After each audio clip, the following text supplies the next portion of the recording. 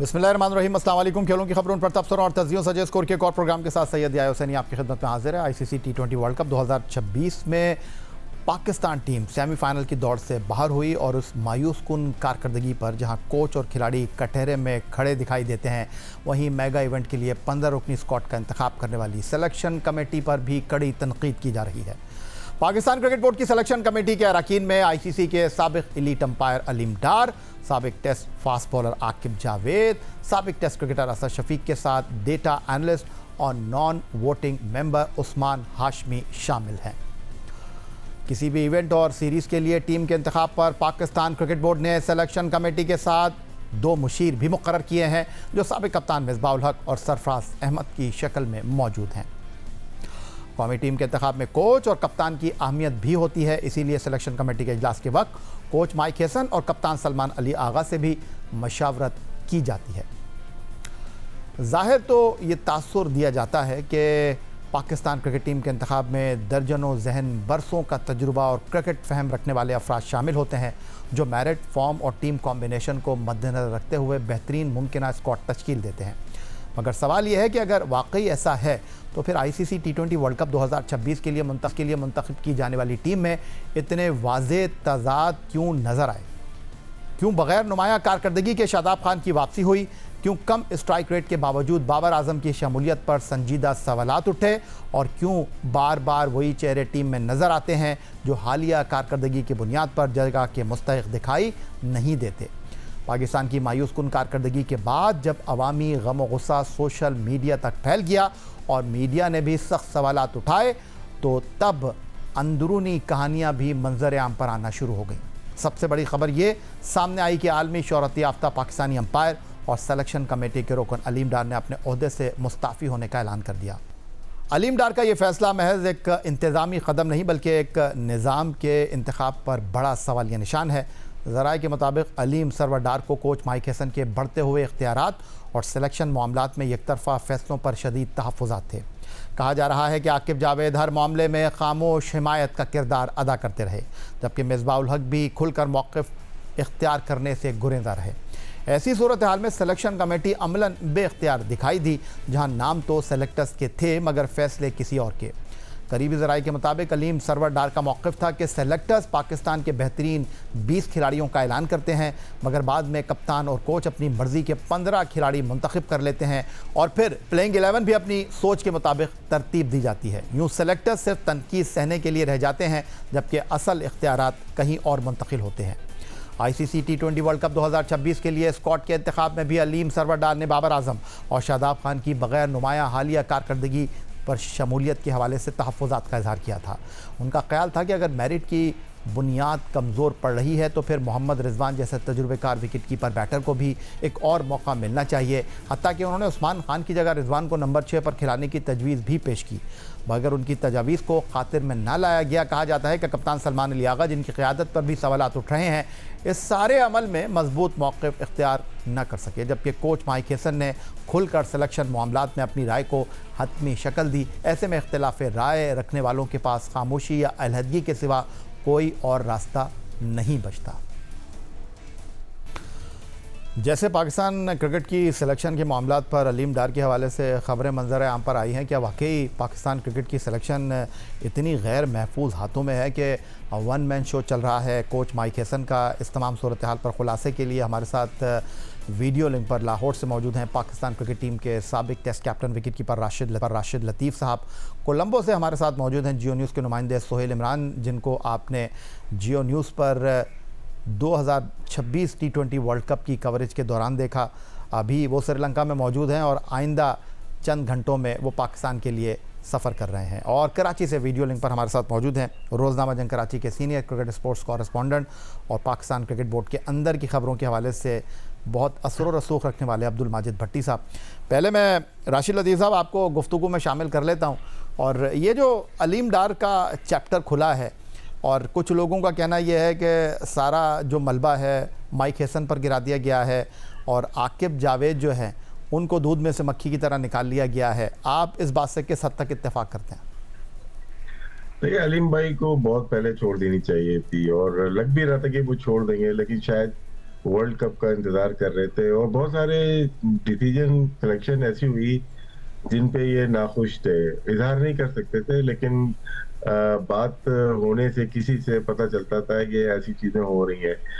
ठीक है, उनका अपना डिसीजन है, लेकिन ठीक डिसीजन उनका है, और वीक की सिलेक्शन कमेटी रही है, और कल्चर चेंज करना पड़ेगा। सिलेक्शन कमेटी तो चेंज हो जाएगी, हमें अपना कल्चर चेंज करना पड़ेगा क्रिकेट का। जब आपको याद होगा गैरी कर्स्टन आए थे तो उस वक्त कुछ चेंज आई थी, हालांकि वो चले गए थे, 28 मार्च थी या कौन सी, तो वो चले गए थे, लेकिन उसके बाद जैसन गिलेस्पी आए और ऑस्ट्रेलिया टीम गई, उसमें नई टीम थी, काफी काफी नए प्लेयर थे, और हमें उम्मीद हुई थी कि नए प्लेयर आएंगे, खेलेंगे। फिर आकिब ने उसके बाद टेक ओवर किया, तो वो जो पावर्स ले ली थी वो आकिब के पास आ गई। ठीक है, होनी चाहिए पावर, मैं तो यही कहता हूँ, कोच या चीफ सेलेक्टर हो, कोई भी उनका पावर देंगे तो वो काम करेंगे ना। तो पावर ले ली, उसके बाद एशिया कप भी, चैंपियन ट्रॉफी भी गुजर गया, हमें बहुत सारी हार मिली। उसके बाद जब चैंपियन ट्रॉफी हमारी खत्म हुई तो उसके बाद बाकायदा तौर पे माइक हैसन को लाए गए, और दोबारा से वो प्लेयर आने लगे। एशिया कप हम हारे तो सुनने में यही आया, आप लोग बेहतर बता सकते हैं, कि बीच में हम बाबर आजम को भी भेजना चाह रहे थे कि वो चला जाए, क्योंकि हमारी बैटिंग फ्लॉप हो रही है। वहीं इन्होंने डिसाइड कर लिया था कि उनको वापस लेके आना है। शायद सिलेक्शन कमेटी या कोई और इसके हक में नहीं था, और बैरूनी पावर्स इतना काम करती हैं कि वो को टीम में लाने में कामयाब हो गए। बाबर का अगर परफॉर्मेंस अच्छी रही, top order opening, no doubt Pakistan का अच्छा बैटर है, लेकिन किसने फैसला किया नंबर 4 पे उसको खिलाएंगे? फिर शादाब को, जो सुनने में यही आता है कि इस्लामाबाद यूनाइटेड का इन्फ्लुएंस था। तो ये सारी बातें ढकी छुपी है नहीं, हर जगह हर महफिल में यही बात होती है। परफॉर्मेंस हो जाती है तो चीजें भूल जाते हैं। तो अलीम डार का जो डिसीजन है, ये पहला पहला है, इसकी बहुत सारी चीजें आएंगी। बाकी स्ट्रॉन्ग सिलेक्शन कमेटी होनी चाहिए। आकिब जावेद स्ट्रॉन्ग पर्सन है, लेकिन वो हाई परफॉर्मेंस सेंटर भी देख रहे हैं, सिलेक्शन कमेटी भी देखेंगे। फिर उन्होंने एक कैंप और लगा लिया है जो कि ओपन ट्रायल हो रहे हैं, तो बहुत सारी चीजें मुमकिन नहीं तो है। राशिद लतीफ़ साहब, ये मुमकिन नहीं। जिम्मेदारियां तो असद शफीक भी अदा कर रहे हैं, वो Hanif Mohammad high performance centre देख रहे हैं, ख़वातीन सिलेक्शन कमेटी के भी सरबराह हैं, सीनियर सिलेक्शन कमेटी में भी मौजूद है। जी, लेकिन सिलेक्शन में हम लोग अगर देखते हैं तो इतना नाम आता नहीं है असद शफीक का। ठीक है, इनपुट होती होगी, हो सकता है कि जूम पे बुला लेते होंगे, लेकिन हमने देखा नहीं कि इतनी ज्यादा हाशमी साहब की या असद शफीक की इनपुट हो। आकिब जावेद हो सकते हैं इसमें, और माइक हसन, और कप्तान सलमान अली आगा बिल्कुल होंगे। टीम हमारी ठीक थी, हमारे 12-13 प्लेयर्स प्लेइंग 11 में आउटस्टैंडिंग थे, फखर जमान को ओपन कराते, वो सभी ने कहा, और आपको थोड़ी सी चेंजेस करनी थी। हम इंग्लैंड वाला मैच जीत सकते थे, अबरार खेलते, वो गलतियां तो देखिए, गुस्सा किस बात का आ रहा है? इसी बात का कि आपके पास प्लेयर्स थे, लेकिन आप सही से उसको खिला नहीं सके। इसीलिए सारा जो मलबा गिर रहा है वो कप्तान पे भी नहीं गिर रहा, वो माइक हसन की तरफ जा रहा है। तो मेरे ख्याल से बात दुरुस्त है कि आपने प्लेइंग 11 तो आपके हेड कोच की जिम्मेदारी होती है। और जहां तक सलमान अली आगा का है, वो बहुत स्ट्रॉन्ग कैप्टन नहीं है, वो साथ मिलजुल के काम करने वाला प्लेयर है। वो उसने जो भी डिसाइड किया वो माइक हसन के कहने पे ही किया ना। मैं ये समझता हूँ कि हमारी प्लेइंग 11 इस टूर्नामेंट में बिल्कुल कतई सही नहीं थी। जब हमें जीतना था तो हम अपने सारे टॉप प्लेयर को लेके आ गए, यानी कि साहबजादा फरहान के साथ फखर जमान ने ओपन की, और खूब ओपन की, 175 रन बनाए, और जिससे हमें लग रहा था अगर शुरू के मैचेस में भी 50-50 की पार्टनरशिप होती तो बाबर आजम भी चलता, शादाब भी चलता, उस्मान भी चलता, नाफे भी चलता, हर कोई खेलना होता। हमें प्रॉब्लम ही ऊपर से हो गया कि टॉप ऑर्डर ओपनिंग टाइम अय्यूब कामयाब नहीं थे, और हम उनको खिलाते गए। शादाब कामयाब नहीं हो रहे थे, हम उनको खिलाते चले गए। शायद यहीं पे थोड़ा सा फेवरेटिज्म किया गया है। आप चूंकि सोहेल इमरान साहब कोलंबो में मौजूद थे, फिर आप कैंडी आए, यहाँ जो हमारे एक्स क्रिकेटर टेलीविज़न पर बैठकर पाकिस्तान टीम की कारकर्दगी के हवाले से अपनी राय का इजहार कर रहे थे। जिस तरह अभी राशिद लतीफ़ साहब ने फरमाया, वो पहले दिन से ही कह रहे थे कि आपकी टीम सिलेक्शन ठीक नहीं है। जिस तरह राशिद लतीफ़ साहब ने कहा कि टीम बुरी नहीं थी, जो सबसे बड़ा सवाल है माइक हसन के ऊपर कि वो फेवरेटिज़म कर रहे हैं, ख़ास तौर पर शादाब खान के मामले पर। जब शादाब खान अनफिट थे तब भी यही कहा जा रहा था कि जी शादाब खान जो हैं वो पैराशूट से टीम में लैंड करेंगे, और हमने देखा कि यहाँ पर वो फिट हुए और यहाँ पर वो टीम में आ गए, और उनके ऊपर जो खिलाड़ी कुर्बान हुआ उसका नाम है अबरार, जिसको जब जहाँ खिलाया गया उसने डिलीवर किया। जी सोहेल। जी या बिल्कुल आपने दुरुस्त फरमाया है, और बिल्कुल ऐसे ही है जो माइक हैसन जो हेड कोच है पाकिस्तान क्रिकेट टीम की, उनकी मनमानियां या उनकी हटदर्मी, उसकी जो इंकशाफात है वो बिल्कुल सामने आए हैं। और ये जो इंकशाफात है ये पाकिस्तान क्रिकेट टीम के जो प्लेयर्स हैं उनकी तरफ से सामने आए हैं, और उन्होंने भी यही कहा है कि जी मैं सोहेल वो प्लेयरों के हवाले से तो यकीनी तौर पर बात करूंगा, लेकिन जो चीज़ वाज़े तौर पर नजर आ रही है कि माइक हैसन ने शादाब खान के चक्कर में अपनी कश्ती में भी सुराख कर लिए हैं। डेफिनेटली ऐसा ही है। अभी अगर आप शादाब खान के अलावा मोहम्मद नवाज की भी बात करें, मोहम्मद नवाज के आप रन्स देखें, आप उनकी विकेटें देखें, वो क्या वो बॉलिंग ऑलराउंडर हैं, बैटिंग ऑलराउंडर हैं, ना उन्हें छक्के लगाने आते हैं, ना उन्हें बॉल रोकनी आती है, ना उन्हें फुल टॉस खेलनी आती है, उसकी वो जस्टिफिकेशन नहीं देख सकते। इसके अलावा शादाब खान, इसके बारे में हर कोई कह रहा है कि शादाब खान किस तरह पैराशूटर बनकर टीम में वापस आते हैं। ना उन्होंने डोमेस्टिक क्रिकेट खेली, छह महीने के लिए वो पाकिस्तान क्रिकेट टीम से बाहर रहते हैं, रिहैब करते हैं, वापस आते हैं और एक मरतबा फिर पाकिस्तान टीम का लाजमी हिस्सा बन जाते हैं।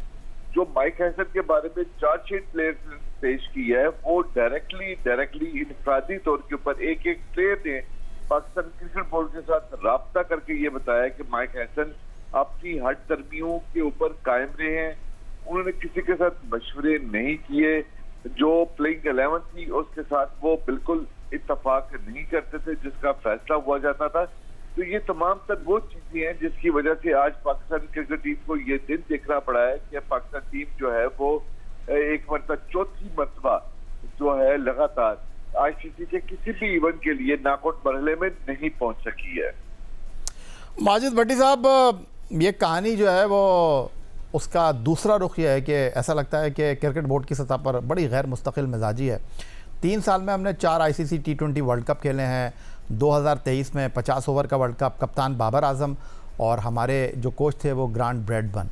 2024 में T20 वर्ल्ड कप, कप्तान Babar Azam, coach Gary Kirsten. 2025 में चैंपियंस ट्रॉफी, कप्तान wicket keeper batter Mohammad Rizwan, coach Aqib Javed, और अब 2026 में सलमान अली आगा और हमारे कोच माइक हैसन।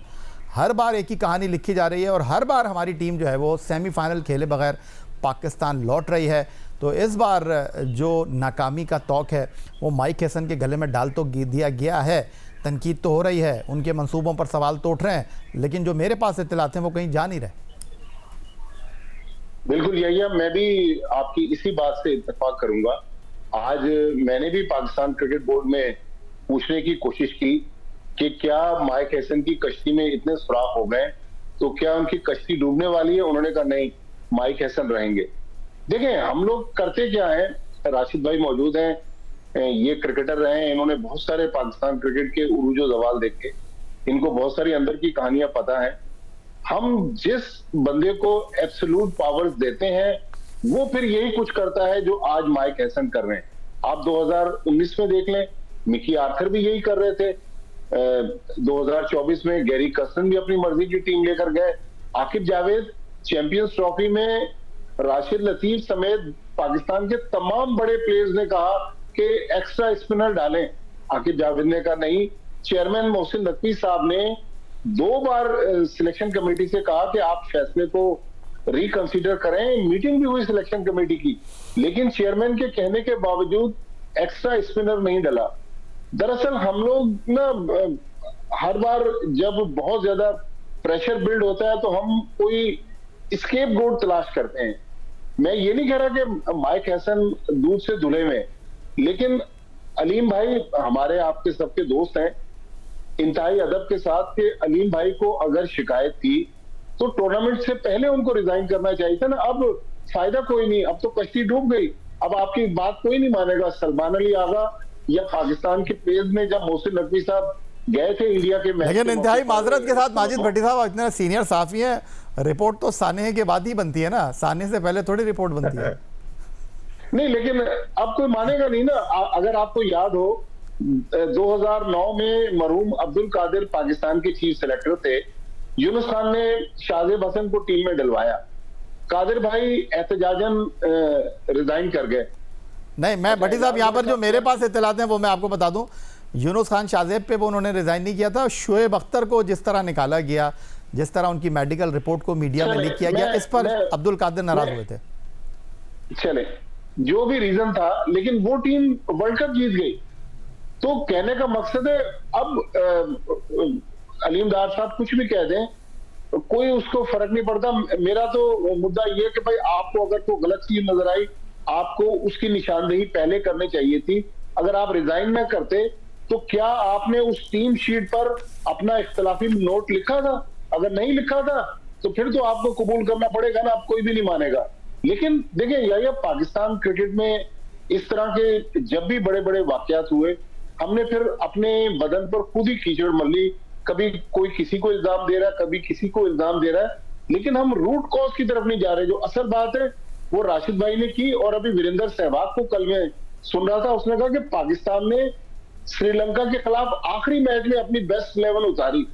तो भाई, अगर सलमान अली आगा के कहने पर 11 खिलाड़ी नहीं बन रहे थे तो वो फोन उठाते और मोहसिन नकवी साहब से राब्ता करते कि साहब देखें, माइक हैसन जो है वो गलत कर रहे हैं। लेकिन देखिए, अब चूंकि कश्ती डूब गई है, अब आप जो इल्जाम लगाते रहे, लेकिन मेरे ख्याल में हमें कोई सिस्टम बनाना पड़ेगा और हमेशा के लिए बनाना पड़ेगा। कभी हम सर्जरी के पीछे छुप रहे हैं, कभी हम जुर्मानों के पीछे छुप रहे हैं, लेकिन असल जो वजूहात हैं उसके पीछे हम नहीं जा रहे। ठीक हो गया। उधर कोलंबो से हमारे साथ मौजूद हैं जियो न्यूज़ के नुमाइंदे सोहेल इमरान, कराची से वीडियो लिंक पर हमारे साथ मौजूद है रोज़ामा जंग कराची के senior cricket sports correspondent Abdul Majid Bhatti साहब, और लाहौर से वीडियो लिंक पर हमें ज्वाइन कर रहे हैं पाकिस्तान के साबिक टेस्ट कप्तान विकेट कीपर राशिद लतीफ़ साहब। पाकिस्तान क्रिकेट टीम की सबसे बड़ी कमज़ोरी बैटिंग में दिखाई दी। सिवाय साहबजादा फरहान के अलावा कोई भी बैटर परफॉर्म नहीं कर पा रहा। फ़खर जमान मुसलसल बेंच पर बैठे रहे। मीडिया की मुसलसल तनकीद के बाद सुपर 8 मरहले में फ़खर जमान को प्लेइंग 11 में शामिल किया गया और श्रीलंका के खिलाफ बाबर आजम को बाहर बैठाया गया। फ़खर जमान ने भी इनिंग का आगाज़ करते हुए साहबजादा फरहान के साथ न सिर्फ पहली विकेट पर 176 रन की शानदार शराकत बनाई और 42 गेंदों पर जारहाना 84 रन बनाए, बल्कि अब फ़खर जमान की इस परफॉर्मेंस के बाद सोशल मीडिया पर उन्हें कप्तान बनाने की आवाज़ें उठ रही थी। लेकिन पाकिस्तान क्रिकेट टीम के लिए बुरी खबर यह है कि फ़खर जमान एक बार फिर अनफिट हो गए हैं। बाएं हाथ से बैटिंग करने वाले फ़खर जमान हैमस्ट्रिंग इंजरी का शिकार हो गए हैं, जिसके बाद वो दौरा बांग्लादेश के लिए कौमी टीम से बाहर हो गए हैं। वो अब नेशनल क्रिकेट अकेडमी में रीहैब करेंगे। उधर ICC T20 वर्ल्ड कप 2026 में एक जानिब साहबजादा फरहान और फ़खर जमान, अबरार अहमद और उस्मान तारिक ने अपनी जिम्मेदारी पूरी करते हुए परफॉर्मेंस दी, लेकिन दूसरी जानिब पाकिस्तान क्रिकेट टीम के सीनियर क्रिकेटर साबिक कप्तान Babar Azam, opener Saim Ayub, allrounder Shadab Khan, fast bowler Shaheen Shah Afridi और कप्तान सलमान अली आगा ने अवाम को सख्त मायूस किया और बदतरीन परफॉर्मेंस का मुजाहरा किया। सोहेल इमरान साहब, एक तरफ हम कहते हैं कि खिलाड़ियों को आप बेंच पर क्यों बिठाते हैं, और एक परफॉर्मेंस के बाद हमारे खिलाड़ी अनफिट भी हो जाते हैं। यही तो एक मसला चलता हुआ आ रहा है कि अगर आप मेरे पास ऐसी कोई इतलात नहीं है, ना मुझे अंदाजा है, क्योंकि आपकी खबर थी कि ये फ़खर जमान जो है वो हैमस्ट्रिंग इंजरी का शिकार हुए। डेफिनेटली ये एक ऐसी फिटनेस के मसाइल हैं जो पिछले कुछ अर्से से चलते आ रहे हैं कि हमारे मुल्क में ना तो पाकिस्तान क्रिकेट टीम के खिलाड़ियों के फिटनेस टेस्ट होते हैं, एक तरफ वो लीग खेल रहे होते हैं, दूसरी तरफ वो पाकिस्तान की सुपर लीग खेल रहे होते हैं, फिर उसके बाद पाकिस्तान की जो दूसरी कमिटमेंट्स हैं वो पूरी कर रहे होते हैं। इस दौरान उनके, मुझे नहीं याद पड़ता कि पिछले 3-4 सालों के दौरान उनके ऐसे फिटनेस टेस्ट हुए हों जिससे उनकी फिटनेस का जायजा लिया जाता रहा हो।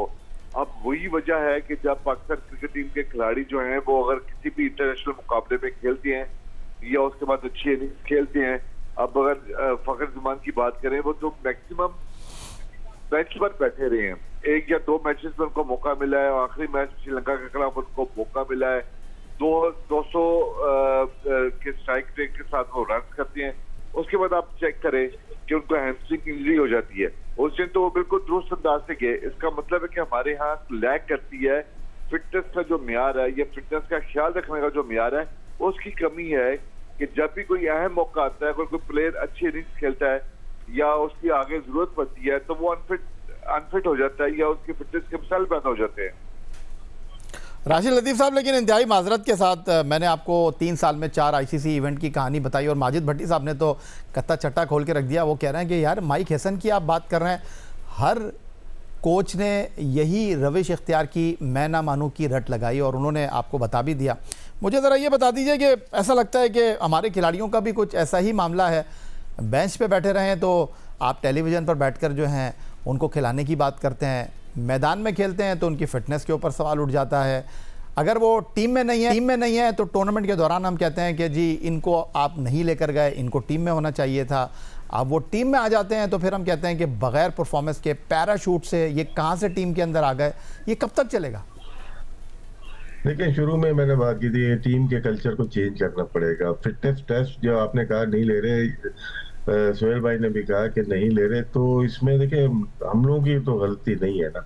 पाकिस्तान क्रिकेट बोर्ड का मेडिकल पैनल है और भारी भरकम पैनल होगा, क्लिप को रखा हुआ है काफी सालों तक, वो चेंज नहीं राशिद लतीफ़ साहब, खता कलामी की माजरत, ये शादाब खान 6 महीने क्रिकेट से दूर रहे, कंधे की सर्जरी कराई और लाहौर में वो जो है वो प्रैक्टिस कर रहे थे, उनकी वीडियो वायरल हुई, उसके बाद वो पाकिस्तान टीम में आ गए। और अगर आपको याद हो, जनूबी अफ्रीका की टीम पाकिस्तान के दौरे पर थी और केशव महाराज अनफिट हुए, उसके बाद 49 ओवर उन्होंने डोमेस्टिक के मैच में किए और उसके बाद वो सेकेंड टेस्ट मैच आकर खेले और उन्होंने टीम की जीत में किरदार अदा किया।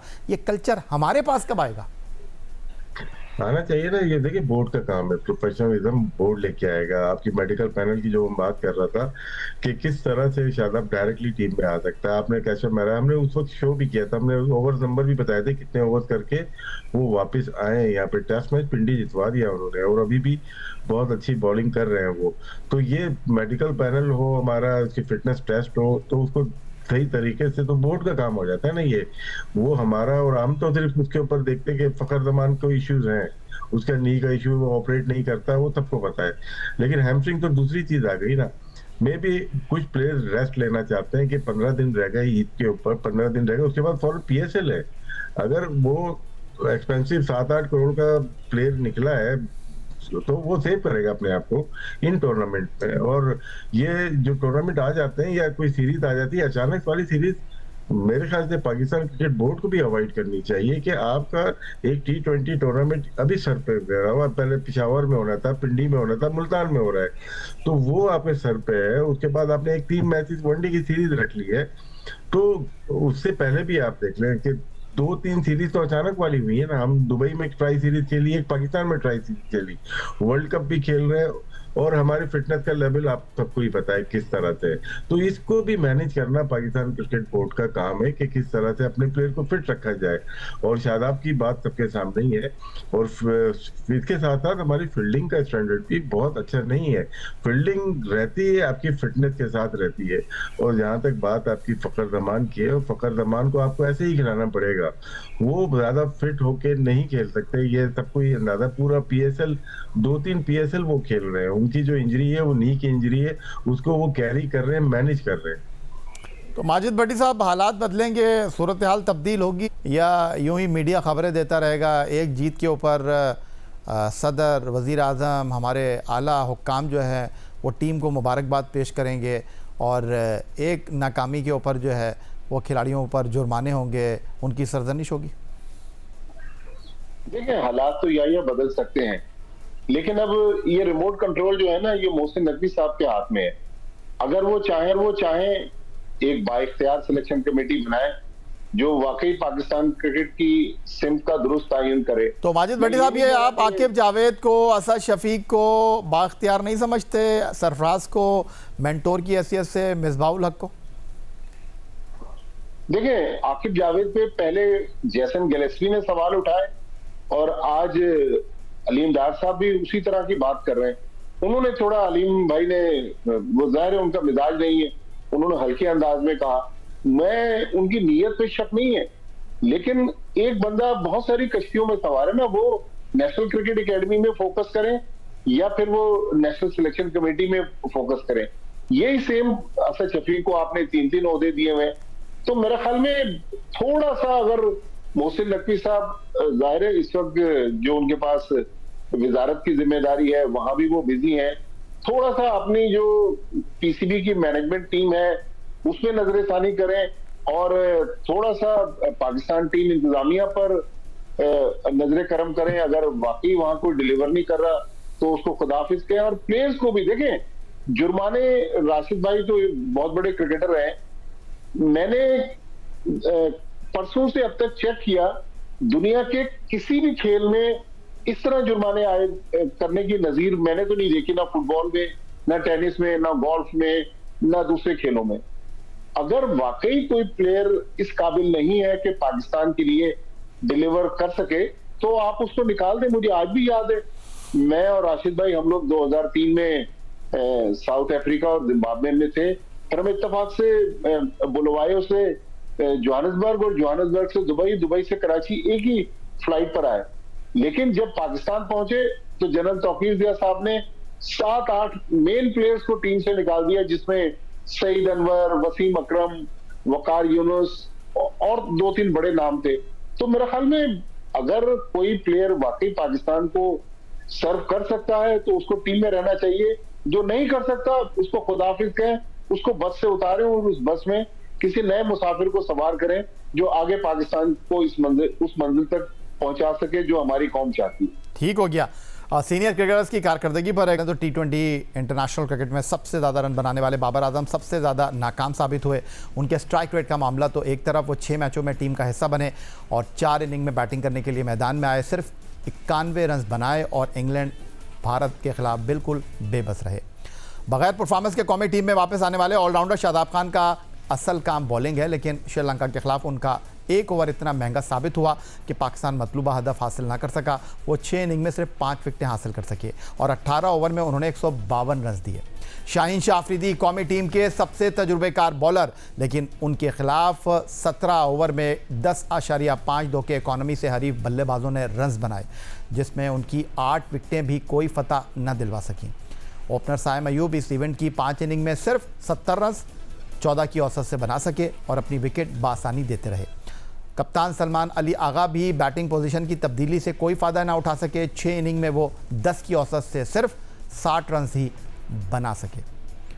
और अब दौरा बांग्लादेश के हवाले से जो मेरे पास इत्तलात हैं वो मैं अपने मेहमानों के साथ शेयर कर लेता हूं कि दौरा बांग्लादेश में वर्ल्ड कप की नाक़िस कारकर्दगी के बाद बाबर आजम, साइम अयूब, शादाब खान और मोहम्मद नवाज़ वनडे टीम में नहीं होंगे। जी राशिद लतीफ़ साहब, आप किस तरह देख रहे हैं कि कारकर्दगी T20 क्रिकेट में ख़राब हुई है और ड्रॉप वनडे टीम से हो रहा है? मुझे नहीं लगता कि बाबर आजम को ड्रॉप करेंगे ये, क्योंकि वनडे है ये। वनडे में वैसे ही मुश्किल पिचेज होती हैं और मेरे ख्याल से 1-2 सीनियर प्लेयर होने चाहिए। आप लेके जाएं, शामिल हुसैन को लेके जाएं या मां सदाकत, और भी प्लेयर है, साद बेग हो गया, इन प्लेयर को ट्राई करना चाहिए। राशिद लतीफ़ साहब, जिस तरह आप कहते हैं ना कि पल में तोशा पल में माशा, मैं तो राइट नाउ अब तक की इत्तलात आपके साथ शेयर कर रहा हूँ। जिन खिलाड़ियों के नामों पर बात हुई है उसमें बाबर आजम के ऊपर कट लग गया है। मैं अभी कट को हटा के आ रहा हूँ, समझने के वो आ रहा है। बाबर आजम टीम का हिस्सा होंगे मुझे लगता है। और देखिए, परफॉर्मेंस साइम अयूब की T20 में खराब है, वनडे में तो आउटस्टैंडिंग उसकी परफॉर्मेंसेज हैं उसकी। तो ये देखना चाहिए कि आप एक फॉर्मेट में खराब होता है, हम 2 फॉर्मेट से वहां से 3 फॉर्मेट से ड्रॉप कर देते हैं। ये सेटबैक रहा है हमारे सिस्टम का। और किसी प्लेयर को लाना होता है 3 फॉर्मेट में ले आते हैं विदाउट परफॉर्मेंस। तो मेरे ख्याल से साइम अयूब भी डिजर्व करते हैं और बाबर आजम भी कम से कम वनडे में तो जाना चाहिए। तो T20 में इनको खेलने साइम अयूब का चांस है कि आगे वो खेलेगा, लेकिन बाबर आजम को इस टीम का हिस्सा नहीं होना चाहिए था वर्ल्ड कप का। लेकिन अब उसकी वजह से उसको वनडे में भी ड्रॉप कर देंगे, मेरे ख्याल से वो गलत करेंगे। नए प्लेयर्स आ रहे हैं जो मैंने नाम दिए, वो अच्छी लाइन में है, उनको बिल्कुल नए प्लेयर्स को भी साथ साथ ट्राई करें। हार जीत तभी ना देखें, हम हर चीज देखते हैं कि हमें जीतना ही जीतना है। साउथ अफ्रीका आई, उनके 3 या 4 प्लेयर इस वर्ल्ड कप में खेल रहे हैं, हम के खिलाफ पूरी फुल स्ट्रेंथ पे गए थे, जिसमें बॉश था, डिकॉक था और एक आध और 2 प्लेयर और थे जो खेल रहे थे, ब्रेविस था, वो प्लेइंग 11 में थे, बाकी तो कोई भी नहीं था। तो हम लोग पूरी स्ट्रेंथ जाते हैं। तो यहाँ पे हाफ यंग और हाफ सीनियर प्लेयर को लेके जाएं, आप डेवलप करें प्लेयर। और है अपने पास प्लेयर हैं, हम लोग सही से खिला नहीं पाते, प्लेयर मौजूद होते हैं, मुस्तकिल बुनियाद पे चांस दे। सुफियान मुकीन को हमने बना के खराब कर दिया ना, वो तो प्लेइंग 11 का बन गया था, उसको किसने, मैंने और आपने तो नहीं ड्रॉप किया, इसी सिस्टम ने, इसी हेड कोच, इन्हीं कप्तान ने, इन्हीं सिलेक्शन कमेटी ने ड्रॉप किया, जिसकी वजह से हम सवालत सबसे कर रहे हैं। सिलेक्शन कमेटी सबसे पहले, उसके बाद माइक हैसन, उसके बाद सलमान अली आगा, ये सब जिम्मेदार हैं टीम को गलत तरीके से खिलाने के।